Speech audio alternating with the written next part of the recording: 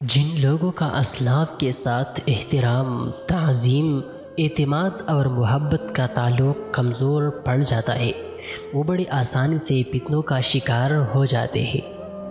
اگر ہم اللہ کے دین کے غلبے و سربلندی کے لیے جدوجہد کو اپنے زندگی کا مقصد نہیں بناتے تو پھر ہمارے لیے افسوس اور پچھتاوے کے سوا کچھ نہیں ہوگا۔ دل اگر سخت ہو گئے ہیں تو ان کو نرم کرنے کے لیے نصیحت قرآن ہے۔ مرد کی کمائی ہوئی نیکی یا بدی میں عورت حصہ دار نہیں ہوگی، اور اسی طرح عورت کی کمائی ہوئی نیکی یا بدی سے مرد کو کوئی حصہ نہیں ملے گا۔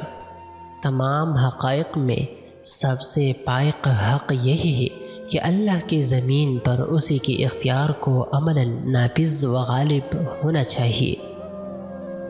اطاعت پر ہی ایمان حقیقی کا دار و مدار ہے۔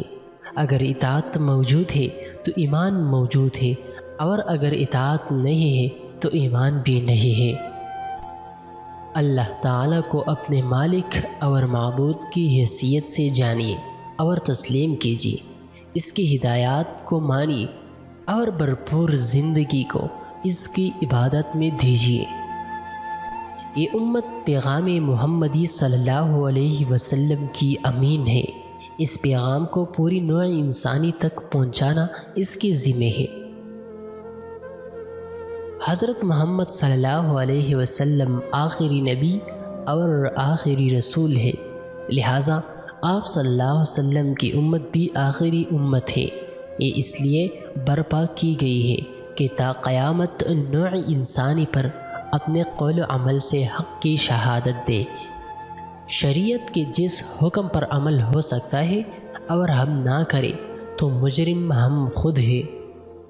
حرام شے کو چھوڑ دینا ہجرت ہے، اور اپنے نفس کو اس بات کے لیے تیار کرنا اور اسے مجبور کرنا حرام کو چھوڑ دے، یہ جہاد ہے۔ یہ ایک تاریخی حقیقت ہے کہ نبی کریم صلی اللہ علیہ وسلم نے انسانی تاریخ کا عظیم ترین انقلاب برپا کیا۔ اس کے لیے آپ صلی اللہ علیہ وسلم نے عظیم انقلابی جدوجہد کی۔